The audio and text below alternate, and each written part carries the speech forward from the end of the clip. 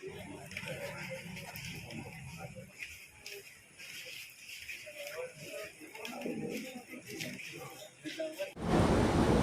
নাগালেণ্ড সীমান্তৰ সৰু পথাৰলৈ আজি মই আহিছিলোঁ। ভৈয়াম আমাৰ জনজাতি পৰিক্ৰমা বিভাগৰ অধীনত নিৰ্মাণ কৰা 1 কোটি টকা ব্যয় সাপেক্ষে এটা জনজাতি জিৰণি ঘৰ মুকলি কৰাৰ কাৰণে আৰু ইয়াৰ লগতে সৰু পথাৰ মহাবিদ্যালয়ৰ সোণালী জয়ন্তী বৰ্ষ উদযাপন কৰি আছে আৰু সেইকাৰণে মই সৰু পথাৰ মহাবিদ্যালয়ত উপস্থিত হৈ ইয়াৰ শিক্ষক শিক্ষয়িত্ৰী ছাত্ৰ ছাত্ৰী অভিভাৱক অভিভাৱিকা সকলোকে মই এই সোণালী জয়ন্তীৰ শুভেচ্ছা আৰু অভিনন্দন জ্ঞাপন কৰিছোঁ। আৰু তাৰ লগতে মই মহাবিদ্যালয়খনৰ তেওঁলোকৰ কথা বতৰা পাতি মহাবিদ্যালয়খনৰ যিখিনি সমস্যা আছে সেইখিনি সম্পৰ্কে আজি অৱগত হৈছোঁ।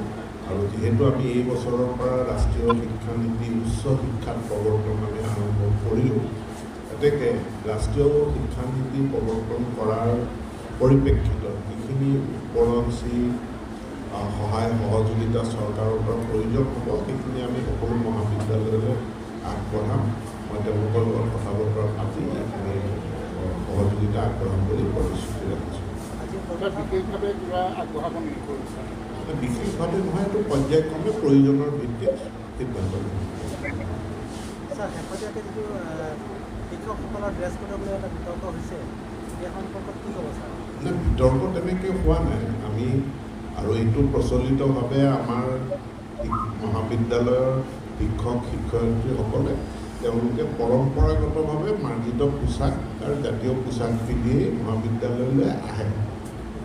সৰু সুৰা দুই এটা ব্যতিক্ৰমক বাদ দি, কিন্তু সেই সৰু সুৰা যি দুই এক ব্যতিক্ৰম আছে সেই ব্যতিক্ৰমখিনি যাতে কোনো বিশৃংখলাৰ সৃষ্টি নকৰে তাৰ বাবে চৰকাৰখনে মূলতঃ এটা এডভাইজৰী ইছ্যু কৰিছে যে মহাবিদ্যালয়ৰ শিক্ষক শিক্ষয়িত্ৰীসকলে মাৰ্জিত পোছাক তেওঁলোকে পিন্ধি আহিব, মহাবিদ্যালয়লৈ পিন্ধি অহাটো ভাল। আৰু মাৰ্জিত পোছাক বুলি কওঁতে যি আমাৰ ফৰ্মেল ড্ৰেছ আছে প্লাছ আমাৰ যি জাতীয় পোছাক আছে, মেখেলা চাদৰ হওক ধুতি পাঞ্জাবীলৈকে আমি এইবিলাক কৈছোঁ যে ধুতি পাঞ্জাবীও মাৰ্জিত পোছাক, চুৰিদাৰ কুৰ্তাও মাৰ্জিত পোছাক, মেখেলা চাদৰো মাৰ্জিত পোছাক, শাৰীও মাৰ্জিত পোছাক। কিন্তু অন্য casual dress T shirt jeans pant আজিকালি বহুবিধৰ জিন্স ওলাইছে নহয়, কিছুমান ফাটা চিটাও পিন্ধে বহুতে, সেইবিলাক পিন্ধি যাতে মহাবিদ্যালয়লৈ নাহে তাৰ বাবে আমাৰ অনুৰোধ।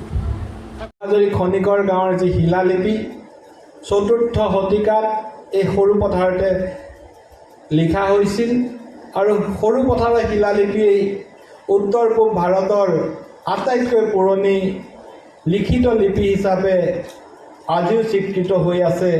আৰু সেইকাৰণে সৰু পথাৰ বহু ক্ষেত্ৰত আলোচনা বা গুৰুত্ব লাভ কৰা বিষয় হৈ পৰে।